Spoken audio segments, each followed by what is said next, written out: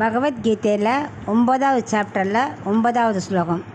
நச்ச மாம் தானி கர்மாணி நிபத்னந்தி தனஞ்சய உதாசீனவதாசீனம் அசக்தம் தேஷு கர்மசு. இப்போ இதுக்குள்ளே அர்த்தத்தை பார்க்கலாம். 8வது சாப்டரில் 8வது ஸ்லோகத்தில் அவர் சொல்லிகிட்டு இருந்தார், எல்லாமே என் சங்கல்பத்தினால தான் இயங்குறதுன்னு சொன்னார் இல்லையா. அப்போ அர்ஜுனன் கேட்குறான், எல்லாமே ஒன்றால் தான் இயங்குறதுன்னா அப்போ ஏன் உயர்வு தாழ்வோட அப்படி படைக்கிறியே, அது உன்னை பாதிக்காதா, தோஷங்கள் வராதா அப்படின்னு கேட்குறான். உலகில் இவ்வளோ வேறுபாடோடு படைக்கிறையே, ஒருவனை தாழ்ந்தும் ஒருவனை உயர்த்தியும், ஒருத்தனை பணக்காரனா ஒருத்தனை ஏழையாக இப்படி வித்தியாசமாக படைக்கிறதுனால உனக்கு தோஷம் வராதா? கருணை இல்லாமல் இப்படி வித்தியாசமாக படைக்கிறாரே, இதுக்கு வேறுபாடு இல்லாமல் படைக்கக்கூடாதா?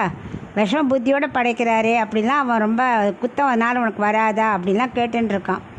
அதுக்கு இப்போ பகவான் சொல்கிறார், அதுவும் கேட்குறான், நீங்கள் பாண்டவருக்கு சப்போர்ட் பண்ணுற, துரியோதனுக்கு சப்போர்ட் பண்ணலை, அவ்வளோ பாரபட்சத்தோடு இருக்கிறதுனால. ரெண்டாவது, பிரம்மாவுக்கு 5 தலை இருந்தது, அதில் ஒரு தலை சிவன் கொய்தான், அப்புறம் அதுக்கு விமோசனத்துக்கு ஒன்றையே சேவிக்க வந்தா, இதை மாதிரி பண்ணுவானே, அப்புறம் உங்ககிட்ட விமோசனத்தை கேட்க வருவானேன்னு இவ்வளவுக்கு கேள்வி கேட்குறான். அதுக்கு அவர் சொல்கிறார், என்னை இந்த கர்மங்கள் எதுவுமே என்னை தீண்டாது, உலகத்தை நான் தான் படைத்து காத்து அழித்து எல்லாம் பண்ணுறேன், என்னை ஆனால் அது எதுவுமே என்னை கட்டுப்படுத்தாது. நம்ம போல் இப்படி சம்சாரத்தில் இன்ப துன்பத்தில் அவர் வருது கிடையாது. அவர் எல்லாத்துக்கும் அப்பாற்பட்டவர். அதனால் மேலே சொன்ன குத்தங்களோ, கருணையற்றவனோ, விஷமற்றவன், அதெல்லாம் எதுவுமே எங்கிட்ட ஒன்றும் பண்ண முடியாது.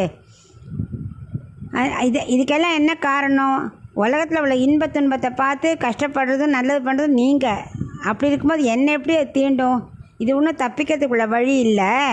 அந்த 3 தொழில் எனக்கே பட்டு கிடையாது, நான் தான் படைக்கிறேனே தவிர அது என்னை பாதிக்காது. அவனவன் கர்மத்தை தான் செய்கிறான். அவன் இன்ப துன்பத்துக்கு அவன் ஆளுப்பட்டு பாவ புண்ணியத்தை சம்பாதிச்சுட்டு அதனால மறுபடியும் பிறந்து கஷ்டத்தையோ நல்லதையோ அனுபவிக்கிறான். அதுக்கு நான் காரணம் கிடையாது அப்படின்னு அவனுக்கு விளக்கிண்டே இருக்கார். அதனால் கர்மாவால் பிறத்தலும் இன்ப துன்பத்தை அனுபவித்தல், பாவ புண்ணியத்தை அனுபவிக்கிறது எல்லாமே அவாவாளோட கர்ம பலன்தான். ஏன்னா அந்த 5 புலன்கள் இருக்குது, அது நம்ம எல்லா திசையிலும் இழுக்கிறது. அப்படி போச்சா பாவ புண்ணியம் கண்டிப்பாக வரத்தான் செய்யும். அது நீ பண்ணுற பாவ புண்ணியத்தை எப்படி என்ன பாதிக்கும் அப்படின்னு கேட்குற.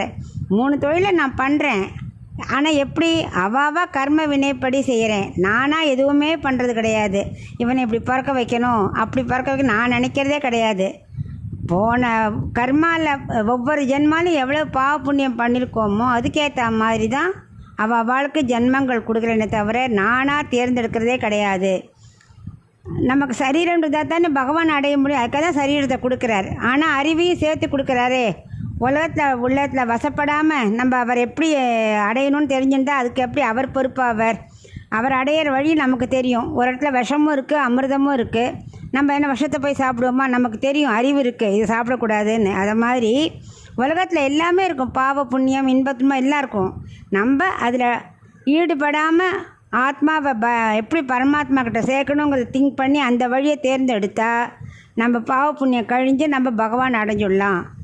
இதுதான் இந்த ஸ்லோகத்தில் அர்ஜுனனுக்கு விளக்கின்னு இருக்கார்.